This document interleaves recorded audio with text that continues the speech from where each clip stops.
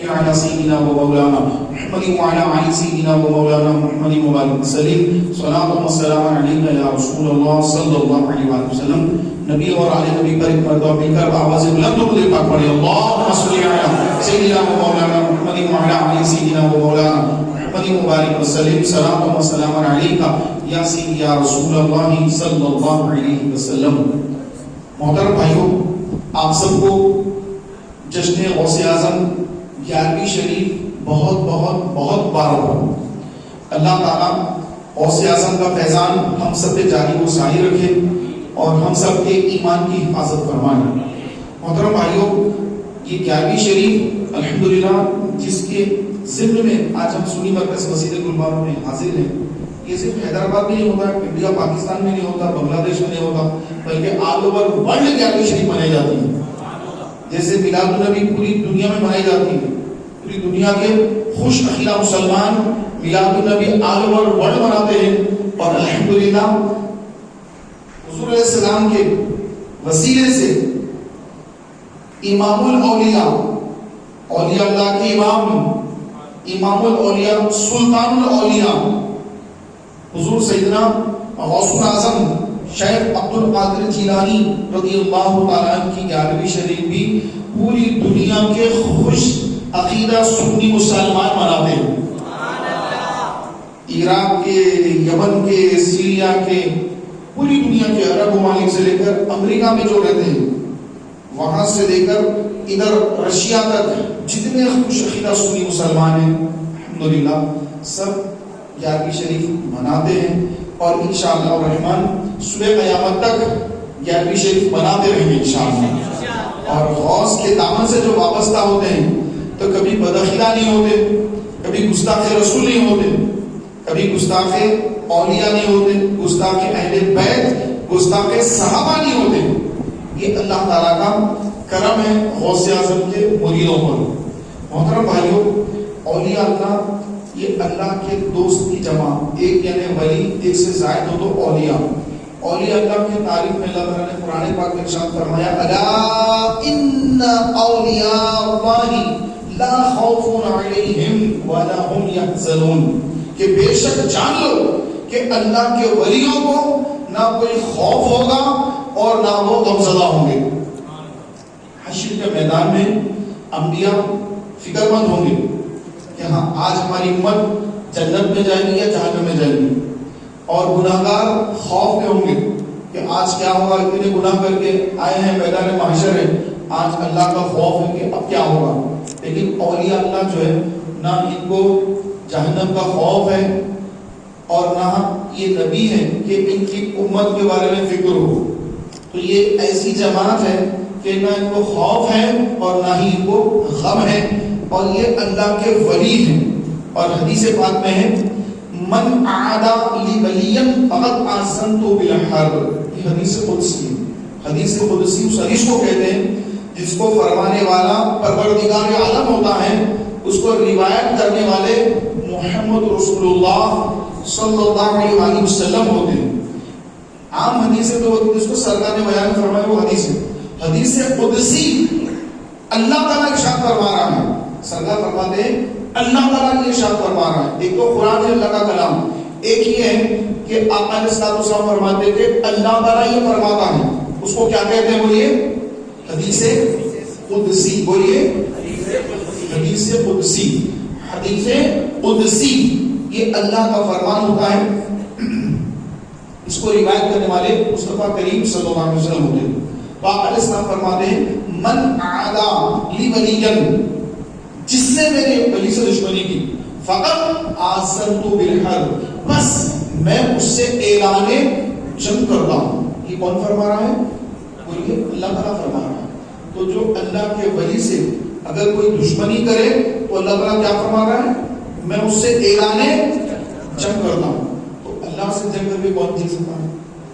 تو اللہ کا اعلان جنگ ہے جو اولیاء اللہ کا گستاخ ہوتا ہے، ان کا بے ادب ہوتا ہے. تو اللہ تعالیٰ کیا کرتا ہے؟ موت کے وقت اس بندے کا ایمان سلب کر لیتا ہے، ایمان چھین لیتا ہے. تو ایسے لوگ جو اولیاء اللہ کے گستاخ ہوتے ہیں، موت کے وقت ان کو کلمہ نصیب نہیں ہوتا ہے. زندگی پر نمازیں پڑھیں گے، روزے رکھیں گے، سب کریں گے، عبادتیں کریں گے، سب کر رہے ہیں، لیکن چونکہ بخاری مسلم کی صحیحین کی حدیث ہے، قرآن کے بعد سب سے معتبر کتاب کو یہ تو بخاری شریف، پھر مسلم شریف، تو بخاری مسلم یہ دونوں میں حدیث موجود ہے، تو اتنی آتھینٹک حدیثیں پاک ہیں. اللہ تعالیٰ فرما رہا ہے کہ بس جو میرے ولی سے دشمنی کرے اس سے اعلان جنگ کرتا ہوں. تو محترم بھائیوں، یہ جو اہل سنت جماعت ہے، ہماری سنی جماعت، اس میں کسی بھی بندے کو دیکھیں گے تو وہ ہر ایک کا ادب کرنے والا آپ کو ملے گا. مسجد کے مؤذن صاحب، امام صاحب، بلکہ کوئی اگر داڑھی والے میں کہ کوئی صاحب ہے تو وہ ان کا بھی ریسپیکٹ کرتا ہے. ارے داڑھی والے وہ صاحب ہے، جو اس کا ادب شروع ہوتا ہے، وہ ادب جیسے درجے بلند ہوتے رہتے ادب بھی بڑھتا چلا جاتا ہے اس کا، الحمدللہ. اور اہل سنت و جماعت سے ہٹ کر جتنے بھی یہ وہ جماعتوں سے نام نکال کے جو ہے طرح طرح کی جماعتوں میں بڑھ گئے، 73 فرقے ان کے سرکار اسلام نے پہلے فرما دیا. تو انہیں اگر آپ دیکھیں گے تو کوئی اہل بیت کا گستاخ ملے گا، کوئی صحابہ کا ملے گا، کوئی حضور پاک علیہ السلام کا گستاخ ملے گا.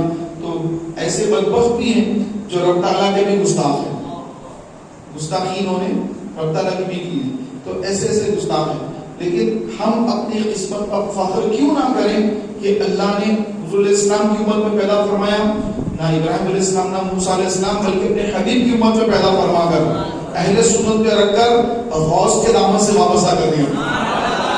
سلسلے تو اور بھی ہیں، سلسلے اور بھی ہیں، نقشبندی بھی ہے، سہروردی بھی، چشتی بھی ہے، سلسلے سب ہمارے سر کے تاج ہیں. لیکن سلسلہ قادریہ تو قادریہ ہے. غوث کا فیضان تو ایسا ہے کہ پورے اولیاء اللہ غوث کا فیضان حاصل کرتے ہیں. اعلیٰ حضرت فرماتے ہیں جو ولی ابن تھے یا بعد ہوئے یا ہوں گے، سب ادب رکھتے ہیں دل میں میرے آقا تیرا. اے غوث اعظم، آپ سے پہلے جو ولی گزر گئے اور جو ہیں اور جو آنے والے ہیں، آپ کے بعد بھی جو آئیں گے، سب آپ کا ادب اپنے دل میں رکھتے ہیں، سب آپ کا ادب کرتے ہیں. حقیقت ہے، غوث اعظم کا وہ مقام و مرتبہ ہے، اللہ نے عطا فرمایا ہے. محترم بھائیوں، غوث اعظم کی بہت ساری کرامتیں ہیں. ایک ہوتا ہے نبی سے معجزہ. نبی سے کیا ہوتا ہے؟ وہ یہ معجزہ کس کو کہتے ہیں؟ ایسی بات جو عقل تسلیم نہ کرے. یعنی ایسا کیسا ہو؟ ایسی بات اگر کسی نبی سے ہو جائے اس کو کیا کہتے ہیں؟ وہ یہ معجزہ. میم عین جیم زا ہا، معجزہ. ٹھیک ہے، یہ اولیاء نہیں، انبیاء سے ہوتا ہے. کس سے ہوتا ہے؟ وہ یہ نبیوں سے، انبیاء سے، مرسلین رسولوں سے. جو ایسی عادت کے خلاف بات ہو تو عقل تسلیم نہ کرے، ایسا کیسا بھائی، یہ کیسا ہو گیا؟ اور وہ نبی کر کے بتاتے ہیں. موسیٰ علیہ السلام عصا تھا آپ کے ہاتھ میں، عصا. جیسے خطیب منبر پر جو خطبہ دینے سے پہلے ایک جو ہے عصا لے کے اس پہ جو ہے اپنی کتاب رکھ کے عصا پر خطبہ دیتے ہیں. تو موسیٰ علیہ السلام کو عصا تھا، لگی تھی. تو عصا کا یہ آپ کا معجزہ تھا کہ عصا کیوں آپ ڈال دیتے نیچے زمین پر تو بڑا اشدہا بن جاتا، اتنا بڑا کہ فرعون جو تھا اس کا جو فرعون کا جو تخت تھا اس پہ فرعون بیٹھتا تھا، وہ فرعون کو اس کے تخت سمیت نگلنے کے لیے وہ اژدہا آ گیا تھا سامنے. تو گھبرا کر فرعون جو ہے موسیٰ علیہ السلام کے سامنے اپنا جو بھی تھا ڈال دیا تھا. معاف کر دو کہنے لگا تو موسیٰ علیہ السلام نے اس کو چھوڑ دیا تھا. پھر پکڑ لیا اس کو، جیسے اژدہے کے منہ کو پکڑ لیا ہوں تو پھر وہ لکڑی بن جاتا تھا. جادوگر مقابلے میں آئے تھے موسیٰ علیہ السلام کے، تو سارے جادوگروں کے جو کرتب تھے وہ سارے اس اژدہا نے نگل لیا تھا. علمی تفصیل ہے. اس طرح ہر ایک نبی کا ایک معجزہ تھا. عیسیٰ علیہ السلام کا معجزہ تھا کیونکہ ان کے دور میں بہت زیادہ سائنس، جس کو کہتے ہیں ٹیکنالوجی، سائنس، طب، سائنس جو ہے سائنس یہ ترقی کر لی تھی. بڑے بڑے حکیم، بڑے بڑے عقیبات ہیں. تو اللہ تعالیٰ نے ایسے نبی کو بھیجا کہ ان کی شان یہ تھی کہ آپ یہ سارے بیمار ایک طرف، آپ اگر دم کر دیں تو مردہ اٹھ کے بیٹھ جاتا تھا. مردوں کو سیدھا کرنے والے. اب عقیبہ پریشان، ارے بھائی ایسی دوا تم دیکھی نہیں کبھی، کوئی بھی پیٹ کا درد، ہاتھ کا درد، یہ درد وہ درد، یہ سارے درد تو معلوم ہے دوا اس کے لیے یہ مردہ تو مر گیا اس کو زندہ کرنا یہ کون سی تھی بھائی؟ ان کو سمجھ میں نہیں آنا یہ کیا ہے بھائی. نہیں، جو آپ فرما رہے ہیں وہ صحیح ہے. لا الہ الا اللہ، عیسیٰ رسول اللہ. تو عیسیٰ علیہ السلام کا کلمہ پڑھا انہوں نے، مسلمان ہو گئے. موسیٰ علیہ السلام کے دور موسیٰ کا کلمہ پڑھے، لوگ مسلمان ہو گئے. اس طرح ہر دور میں جو اس دور کی سب سے بڑی چیز تھی اللہ نے اس وقت کے وہ نبی کو عطا فرمایا. تو اس طرح ہمارے آقا صلی اللہ علیہ وسلم کے دور میں بہت زیادہ لوگوں کے اندر جو اپنی فصاحت بلاغت کا بہت زیادہ ان کے اندر احساس تھا کہ ہم جیسے عربی بولتے ہیں ایسی کوئی بول نہیں سکتا. ہمارا کلام فصاحت اور بلاغت سے بھرا ہوا ہوتا ہے. تو کئی ایسے لوگ تھے کہ مکہ شریف میں نہیں رہتے تھے، مکے میں ہر قسم کے لوگ آتے ہیں، ان سے بات چیت کرتے ہیں ہم، تو ہماری زبان خراب ہو جاتی ہے. جیسے ہم کوئی اردو بولتے ہیں تو اردو میں بولتے بولتے کدھر کدھر کے چلے جاتے ہیں. ان سے بات کرنے کے بعد ہماری بھی زبان تھوڑی ادھر ادھر جانا شروع ہو جاتی ہے. ان لوگوں کو اس کا احساس بہت زیادہ تھا کہ نہیں ہم عربی ہیں، ہماری عربی فصاحت اور بلاغت بہت ہائی ہے. ہم مکے میں نہیں رہتے، ہم پہاڑوں میں جا کے اپنی زبان کی حفاظت کریں گے. پہاڑوں میں جا کر ہماری زبان کی حفاظت کرنا ہے. تو ایک بوڑھا آدمی تھا تو اس کو اپنی زبان پہ بہت زیادہ اس کو عربی بھی اتنا تھا کہ میری عربی خراب نہ ہو جائے تو میں جا کے پہاڑوں میں رہ جاؤں گا. سرکار اس کے پاس تشریف لے گئے، سرکار علیہ السلام اس کے پاس تشریف لے گئے اور اس کے بعد اس کو جا کر فرمایا اِنَّا أَعْطَيْنَاكَ الْكَوْثَرَ فَصَلِّ لِرَبِّكَ وَانْحَرْ إِنَّ شَانِئَكَ هُوَ الْأَبْتَرُ. تو وہ سن کے حیران ہو گیا، بولا کہ یہ تو وہ کلام ہے کہ کوئی انسان لکھ ہی نہیں سکتا یہ کلام، کیونکہ اب تک وہ تو بوڑھا صحیح ہوگا، اس کے بال بھی سفید، داڑھی کے سر کے سارے بال سفید، اور عربی اتنی عربی پہ اس کو ملکہ حاصل ہے کہ اتنی چھوٹی چھوٹی بات میں سمجھنے والا ہے. جیسے اس نے یہ کلام الہی زبان مصطفیٰ صلی اللہ علیہ وسلم سنا تو بولا کہ یہ تو انسان کا کلام ہو ہی نہیں سکتا، یہ تو کوئی انسان کا کلام نہیں ہے، یہ تو کچھ اور ہے. اب مقدر میں ایمان لانا نہ لانا ایک الگ بات ہے، لیکن جو چیز وہاں پہ تھی تو اس نے بھی اس کی گواہی دی کہ اللہ کی یہ تو کلام کسی انسان کا نہیں، یہ تو کوئی فرشتے کا ہے یا کس کا ہے، یہ انسان کا کلام نہیں ہے. تو محترم بھائیوں، اس طرح کے ہمارے آقا صلی اللہ علیہ وسلم کو اللہ تعالیٰ نے بہت سارے معجزے عطا فرمائے. یوں سمجھ لیں کہ آقا کو جو معجزے عطا ہوئے اللہ کی طرف سے، ان میں سے چند معجزات انبیاء علیہ السلام کو دیے گئے، باقی تو ہمارے آقا کے پاس ہیں. اتنی معجزات. اب یہ معجزات جو ہے وہ دیکھ کر بھی ابو لہب، ابو جہل، عتبہ، شیبہ کسی نے اسلام قبول نہیں کیا. حضور اسلام چاند کے 2 ٹکڑے کیے. آج بھی ناسا والے بول رہے ہیں کہ چاند کے اندر شگاف ہے، اس کے اندر جو ہے ایک بہت بڑی شگاف ہے، ہم دیکھ رہے ہیں اس کو. یہ آج کی سائنس بھی بول رہی ہے. انہوں نے اپنی آنکھوں سے دیکھا کہ چاند 2 ٹکڑے ہو کر آدھا ادھر آدھا ادھر ہوا. پھر آقا نے اشارہ کیا تو چاند 2 طرف سے آ کے مل گیا. یہ لوگوں نے دیکھا، ابو جہل نے دیکھا، ابو لہب نے دیکھا. دیکھ کر کیا کہا کہ محمد نے ہماری آنکھوں پر نعوذ باللہ جادو کر دیا. اسلام قبول نہیں کی. تو پیارے بھائیوں، ایسے بہت سارے معراج النبی کا انکار کرنے والے اس دور میں بھی بہت سارے تھے، لیکن صدیق اکبر نے جب سنا کہ حضور علیہ السلام عام کی آنے میں اللہ تعالیٰ کی بارگاہ میں پہنچے، اللہ کا دیدار بھی کیا، واپس بھی آئے، جنت اور دوزخ سب کو دیکھا، فرشتوں سے ملاقاتیں ہوئی، انبیاء علیہ السلام سے ملاقاتیں ہوئی. معراج کے سارے واقعات سن کر اسی وقت صدیق اکبر نے کہا کہ بے شک میرے آقا اگر گئے ہیں تو بالکل گئے ہیں. تو لقب سرکار نے عطا فرمائی، یہ تو سب سے بڑا سچا صدیق اکبر ہے. سبحان اللہ. پیارے بھائیوں، یہ جتنی چیزیں ہوتی ہیں انبیاء علیہ السلام سے، تو یہ چیزیں کیا کہتی ہیں؟ اس کو کیا کہتے ہیں؟ معجزہ. معجزہ دیکھیں قرآن پاک کے اندر جو ہے یہ اصحاب کہف کا ذکر ہے. 8، کوئی کہتے ہیں 8 ہے، کوئی کہتے ہیں 9 ہے، اور 8 وہ ہے 9 کا کتا، کوئی کہتے ہیں 10 ہے 11 کا کتا، کوئی کہتے ہیں 12 ہے 13 کا کتا. تو اس طرح الگ الگ روایت ہے. قرآن پاک میں فرمایا گیا کہ 8 ہے 9 کا کتا. اس طرح قرآن نے ساری چیزیں بیان فرمائی. تو ہے کتنے؟ اللہ اس کے رسول نے ہے کتنے؟ اب 8 کی روایت جو زیادہ مشہور ہے، 8 اور 9 کا کتا. یہ 8 جو لوگ تھے، نوجوان تھے، یہ لوگ جو ہے اس دور کا ایک بادشاہ تھا، وہ بادشاہ کافر تھا. تو وہ کافر بادشاہ اصحاب کہف کو ستاتا تھا، تکلیف دیتا تھا. وہ لوگ وہاں سے نکل گئے راتوں رات، یہ شہر چھوڑ دیا انہوں نے، نکل کے چلے گئے. اور اس کے بعد ان کا کتا بھی تھا ساتھ میں، وہ بھی ان کے ساتھ آنے لگا. ایک لمبی تفصیل میں مختصر عرض کر رہا ہوں، بہت بڑا واقعہ، اس کا ایک پورا 1 گھنٹے کا بیان ہوتا اصل میں، لیکن 1-2 منٹ میں اس کو کمپلیٹ کر رہا ہوں کیونکہ ایک مختصر الگ بات کرنا ہے. تو پیارے بھائیوں، تو یہ لوگ جو چلے گئے غار کے پاس جا کے سو گئے. کیا کریں؟ سو گئے. سونے کے بعد پھر اٹھے تو آپس میں دوسرے سے بات کر رہے ہیں، ہم کتنی دیر سوئے؟ تو کوئی بول رہا ہے ہم شاید 1 دن یا آدھا دن. کوئی بول رہا ہے ہم آدھا دن سوئے. کوئی بول رہا ہے ہم 1 دن سو گئے. تو رب تعالیٰ نے فرمایا کہ وہ 1 دن یا آدھا دن نہیں سوئے بلکہ 350 سال سوتے رہے. بولیے کتنے سال؟ 350 سال وہ سوتے رہے. وہ بادشاہ مر گیا، ان کے زمانے کا نیا بادشاہ آیا، وہ آیا اپنی حکومت کرا، وہ مر گیا. پھر کوئی آیا، وہ اپنی حکومت کر کے چلا گیا. 350 سال میں کئی بادشاہ آئے چلے گئے. اب یہ اصحاب کہف 350 سال کے بعد اٹھے. ان کو ایسا محسوس ہو رہا ہے کہ یہ دقیانوس بادشاہ ہیں. اب جو ہے ہم ایک دن تو یہاں پہ سو گئے ہم، چلو بھوک لگ رہی ہے، جا کر جو ہے کچھ کھانے کا سامان لاتے ہیں. تو ایک تو صاحب ان پہ جا کر جو ہے پیسے نکال کر دکان والے کو دیا کہ میں کو روٹی دو.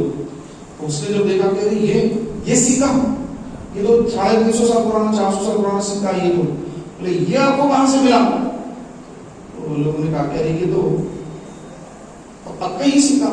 بولے کہ پکا نہیں، یہ تو 350-400 سال پرانا سکہ ہی ہے، تو ان کو کوئی خزانہ ملا ہوگا.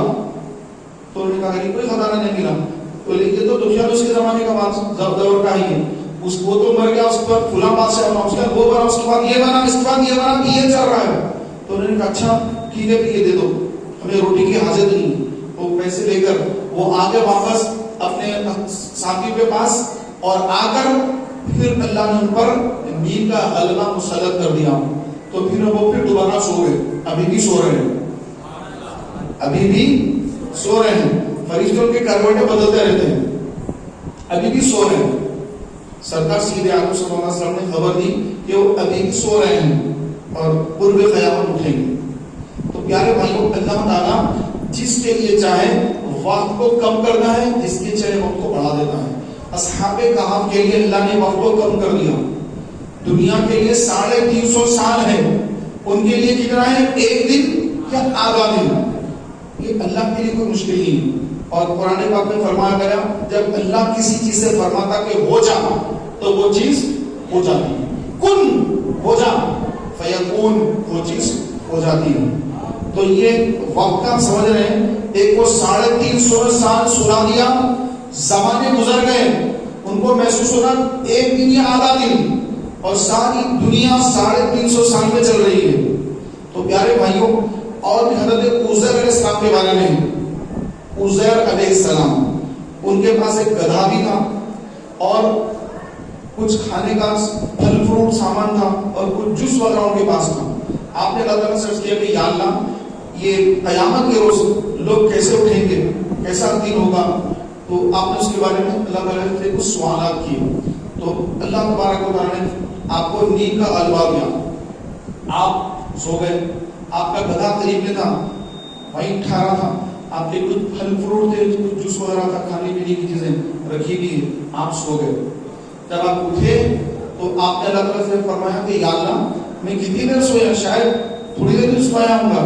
تو دیکھا آپ نے کہ وہ پھل فروٹ اچھے رکھے ہوئے ہیں، بالکل اس سے تو اسمیل نہیں آئی جوس کے اندر، اور وہ کوئی پھل فروٹ جو تھے وہ خراب نہیں ہوئے، انگور وغیرہ جو بھی پھل تھے کچھ بھی خراب نہیں ہوئے. لیکن جب اپنے گھوڑے پر، اپنے گدھے پر نظر ڈالی تو وہ گدھا گل گیا، سڑ گیا، اس کے ہڈیاں بھی گل گئی، بس دکھ رہا کہ یہاں پہ ایک گدھا تھا. آپ نے اللہ تعالیٰ نے اس کیا کہ مولا یہ کیسے ہو گیا؟ یہ تو جو ہے 2-4 گھنٹے جیسا رہتے، ایسا میرے پھل فروٹ رکھے ہوئے ہیں، جب میں اس کو دیکھتا ہوں تو ایسا لگتا ہے کہ کئی سال گزر گئے.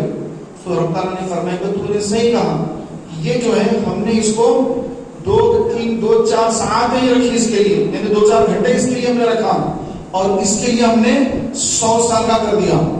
اور تم 100 سال سوتے رہے، تمہارے لیے یہ 100 سال ہے، اور ان پھل فروٹ کے لیے وہ 2-4 گھنٹے ہیں، اس گدھے کے لیے بھی 100 سال ہے.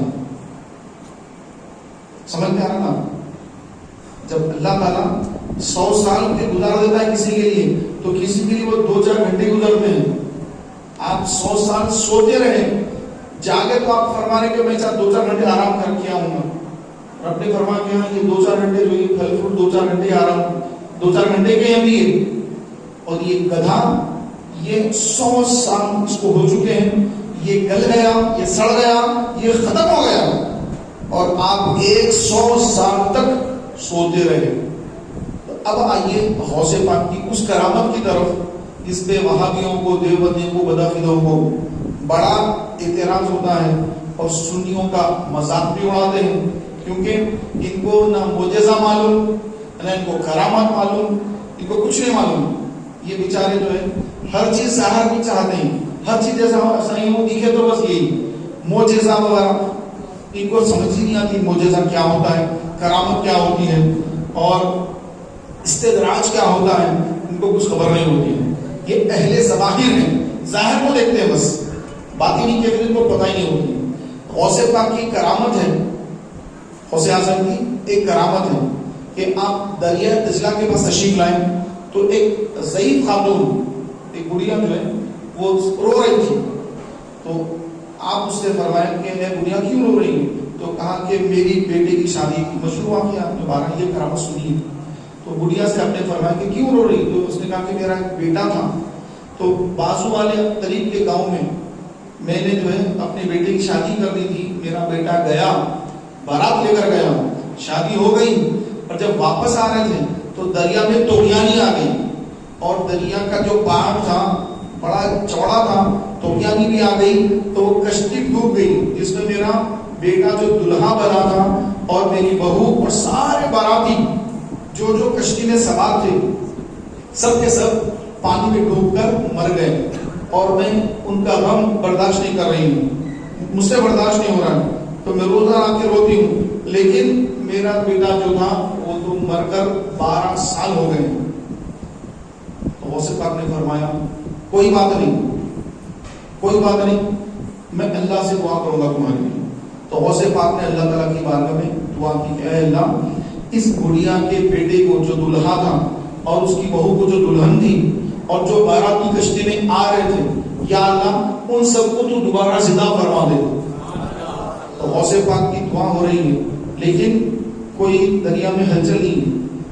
آپ اور دعا میں مشغول ہیں کہ اے اللہ تو کرم فرما دے اور اس بڑھیا کے دل پر تو رحم فرما اور میری دعا کو قبول فرما, اور اس نوجوان دلہا کو اور اس دلہن کو سب کو زندہ فرما دے.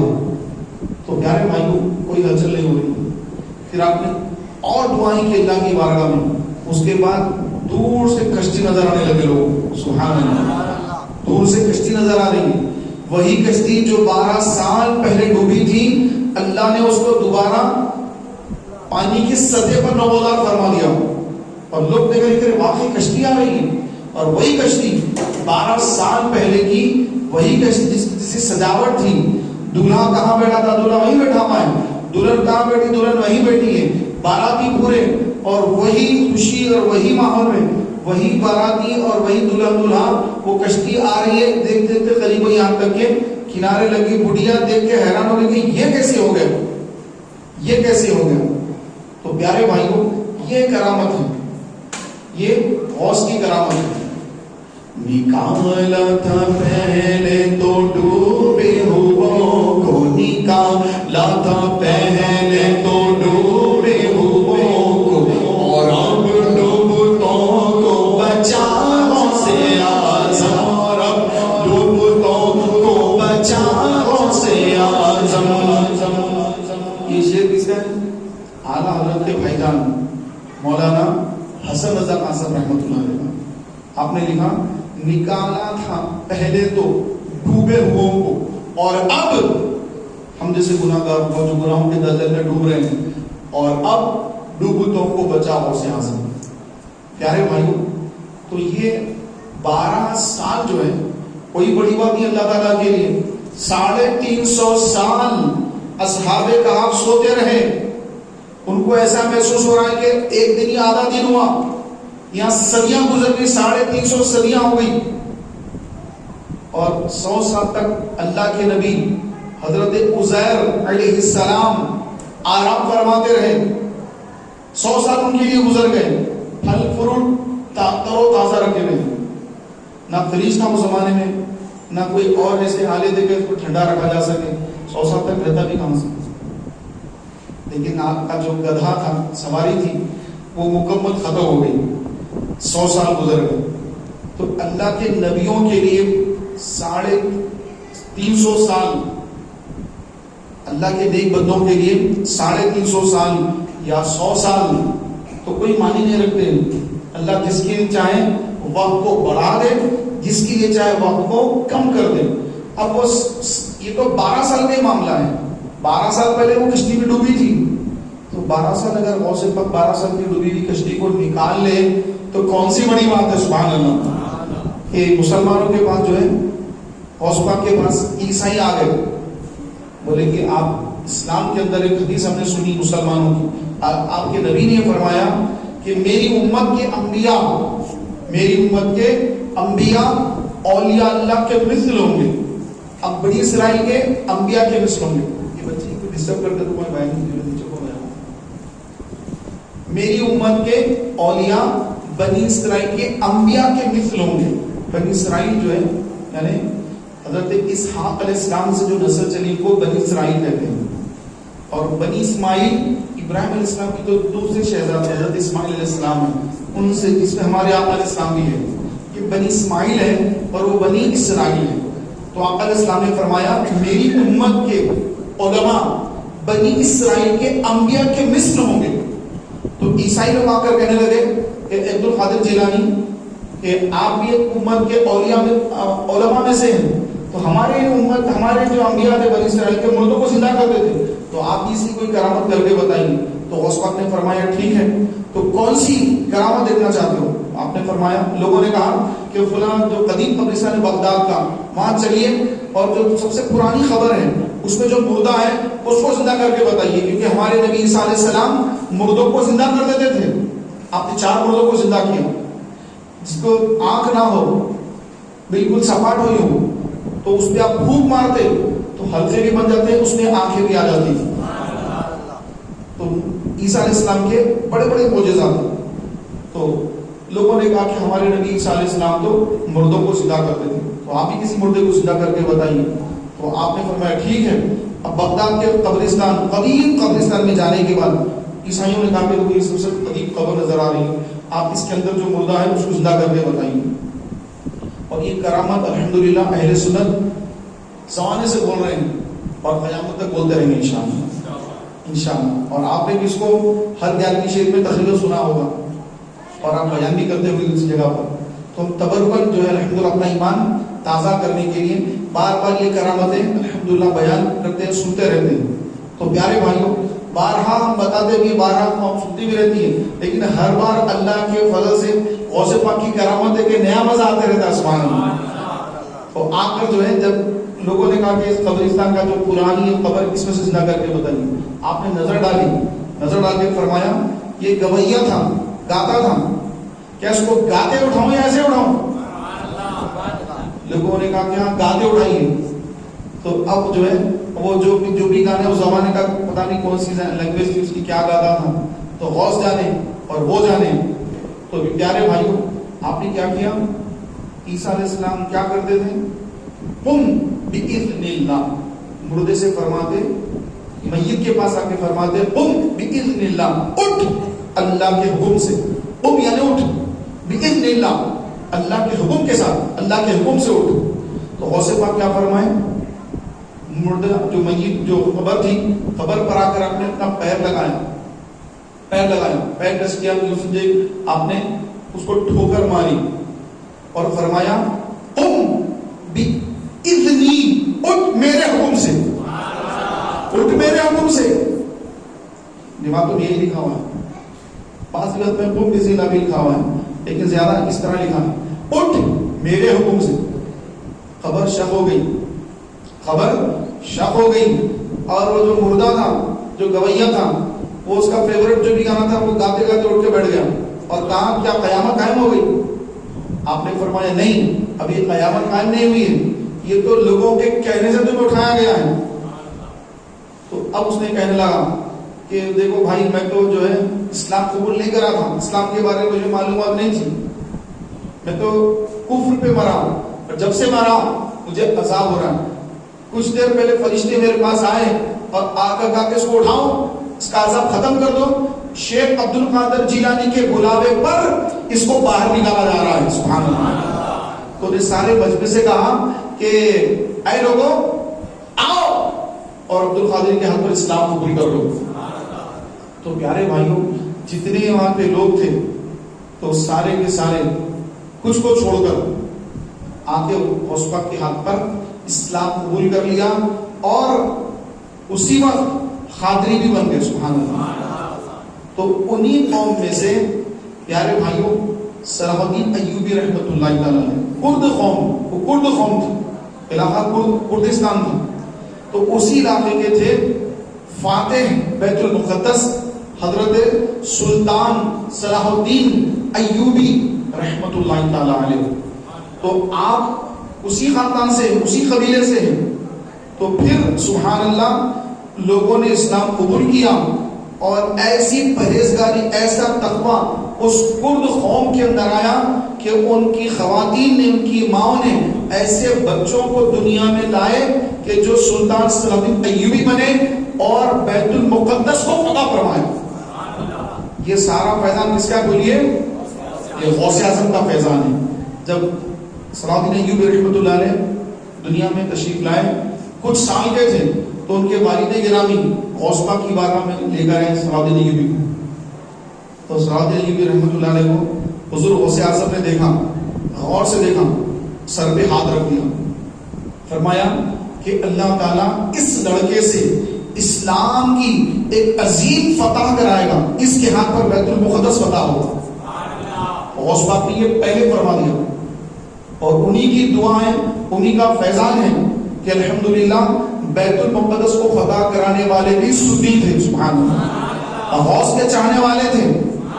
انشاءاللہ بھی غوث کے چاہنے والے کریں گے انشاءاللہ، اور قیامت تک غوث کے چاہنے والے ہر میدان میں آگے رہیں گے انشاءاللہ۔ پیارے بھائیوں، اب یہ کیا ہے، بدعقیدوں کو بھی سمجھ میں نہیں آتا، ان کو اتنا ہی معلوم، نماز پڑھو، روزہ رکھو، بس اتنا ہی ہے۔ غوث پاک بھی ہماری طرح تھے، تو غوث پاک تو اللہ کے ولی ہے۔ حضور کے بارے میں بھی بدعقیدوں کا یہ عقیدہ ہے کہ حضور بھی ہماری طرح تھے، معاذ اللہ،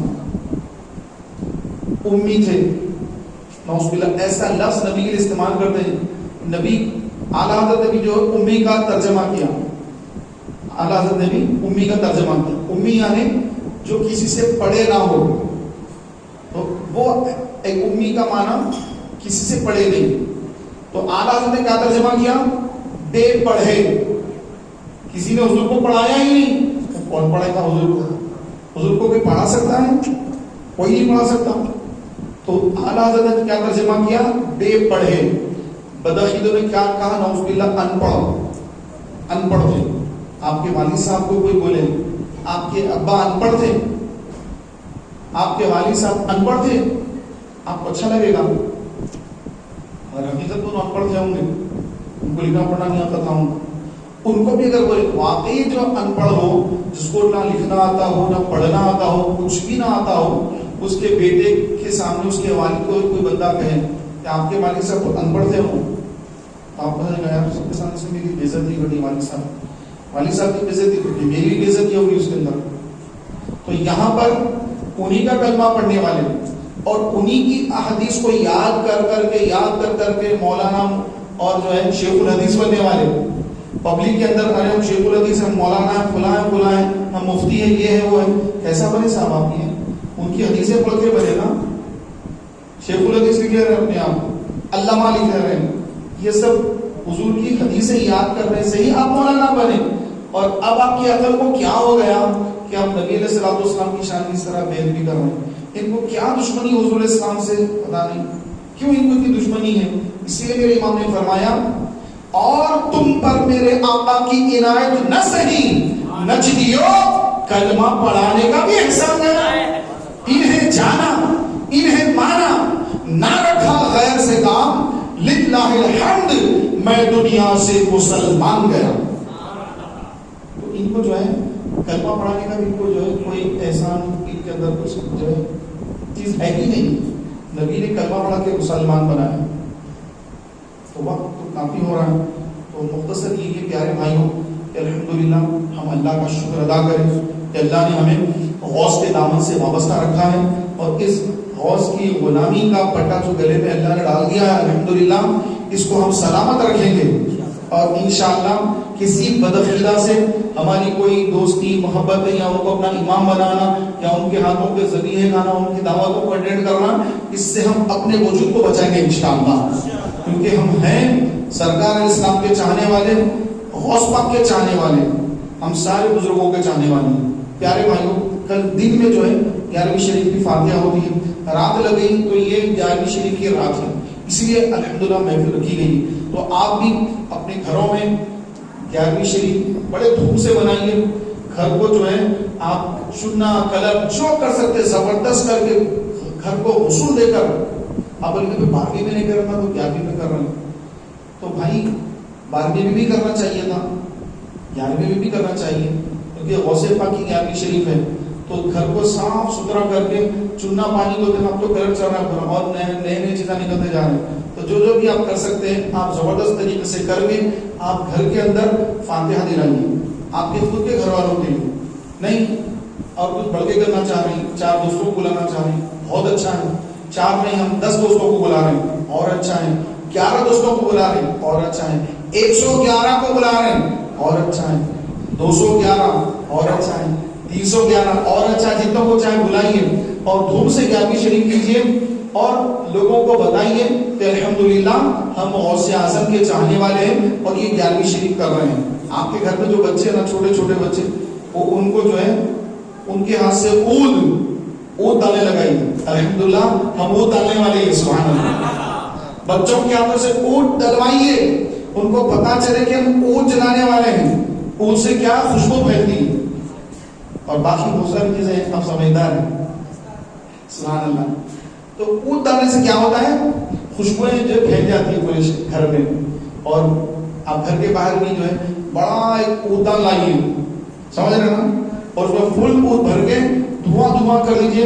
انشاءاللہ تعالیٰ جتنے جو خبیث ہوں گے وہ خود بخود دور ہٹ جائیں گے اور رحمت برکت نازل ہونا شروع ہو جائیں گے. سبحان اللہ.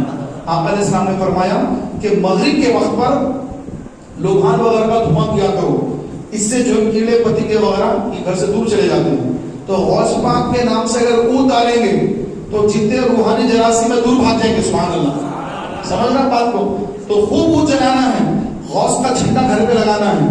غوث کا جھنڈا بہترین قیمتی جھنڈا، غوث پاک کا بڑا جھنڈا اپنے گھر پہ، اپنی دکان پہ، اپنی آفس پہ، آپ جہاں چاہیں آپ کو مناسب لگا سکتے ہیں، آپ ضرور لگانا ہے. اپنی نسبت کا خوب ذکر کرنا ہے. نام آپ کا کوئی پوچھے تو اپنا صرف خالی نام نہیں بولنا ہے، نسبت کے ساتھ نام بولنا ہے. عامر قادری، نام کے ساتھ قادری آنا ہی آنا ہے. سمجھ رہے ہیں آپ؟ ایسا نہیں خالی عامر، نہیں خالی منہاج قادری. تو نام کے ساتھ اپنی قادریت کا ذکر ہو. اور پھر قادری بھی بہت ہے، قادری میں کہ ٹناٹن ہے، قادری میں بھی بہت سارے. ہم فلاں قادری، یہ قادری بول کے بھی تھوڑے لوگ کٹ مارتے تھے غلط رستوں میں. تو نہیں، ہم جو ہے ہمارا سیدھا راستہ ہے، وہ راستہ ہے امام احمد رضا کا راستہ ہے. تو نام کے ساتھ جیسے منہاج ہے، منہاج رضا قادری، سمیر رضا قادری، عامر رضا قادری. تو سمجھ جائیں گے سامنے والے کہ بھائی یہ قادری تو بہت سارے ہیں، لیکن قادریوں میں یہ اور ہائی قادری ہے. سبحان اللہ. سمجھ رہے ہیں آپ؟ ٹناٹن ایک دم. آپ رضا کا نام لے لیجئے، پورا سمجھ میں آ جائے گا کہ یہ اہل بیت کے بھی چاہنے والے، یہ صحابہ کے بھی چاہنے والے، یہ سب کا ادب کرنے والے ہیں. اور بدعقیدوں کے لیے یہ کھلی ننگی تلوار ہے رضا کی. سمجھ میں آ رہا ہے آپ کو؟ تو رضا بھی ذکر کرنا ہے. کیا نام ہے آپ کا؟ جی عامر رضا قادری. تو کیا کریں گے نام کے ساتھ میں؟ رضا. رضا رضا ہوگا. جتنا آپ رضا رضا کرتے جائیں گے تو خوش عقیدہ جو ہے قریب آتے جائیں گے اور بدعقیدہ دور چلے جائیں گے. اپنے کو چاہیے بھی ہے بدعقیدہ چاہیے بھی نہیں, پلپلے چاہیے بھی نہیں, ٹناٹن ہو, 1000 نہیں ہونا ہے, 4 ہونا ہے, زبردست ہونا ہے. سمجھ رہے ہیں بات کو؟ تو ٹناٹن اعلیٰ حضرت والے بننا ہے, پلپلے نہیں بننا ہے. وہ بھی صحیح, یہ بھی صحیح, انہوں بھی انہوں بھی نہیں. سرکار سید عالم صلی اللہ علیہ وسلم کی شان میں جو بھی گستاخی کرا وہ پکا کافر ہے. اس کے کفر پہ شک کرنے والا بھی کافر ہے. جب ابوبکر, عمر, عثمان, علی کی شان میں بے ادبی کرے, گستاخی کرے, دو جو شیخین ہیں ابوبکر اور عمر, ان کی شان میں گستاخی کرا تو کافر ہے. حضرت عثمان, حضرت مولا علی کی شان میں بے ادبی کرتا ہے, گمراہ ہے. اہل بیت کا گستاخ گمراہ ہے, صحابہ کا گستاخ گمراہ ہے, غوث کا گستاخ گمراہ ہے. تو گمراہوں سے دور جانا ہے, ایمان کو بچانا ہے. چھوٹے چھوٹے بچے بھی جو ہے غوث پاک کی 11ویں شریف ہمارے گھر میں دیکھتے رہیں گے تو یہ بڑے ہو کے یہ بھی کرتے رہیں گے. ان کو یاد رہے گا کہ ہمارے والد صاحب کرتے تھے, ہمارے طیبہ کے گھر میں ہوتا تھا, ہمارے چاچا کے گھر میں ہوتا تھا, میں خود جا کے اس میں اونٹ آتا تھا. سمجھ رہے ہیں؟ اللہ تعالیٰ بہت اونٹ آنا ہے انشاءاللہ تعالیٰ. اور اونٹ آنے سے کیا ہوتا ہے بھائی؟ جو روحانی جراثیم ہے وہ دور ہو جاتے ہیں, مر جاتے ہیں, بھاگ جاتے ہیں, دور ہو جاتے ہیں. الحمدللہ انشاءاللہ غوث کی 11ویں بڑی دھوم سے کریں گے انشاءاللہ. اور ضروری ہے کہ 11 کو ہی کرنا, آپ کبھی بھی کر سکتے ہیں, جب چاہیں آپ کریں. 11ویں کے مہینے میں کریں, 11ویں کا مہینہ ختم ہو گیا کوئی بات نہیں, اس کے بعد کے مہینے میں کریے.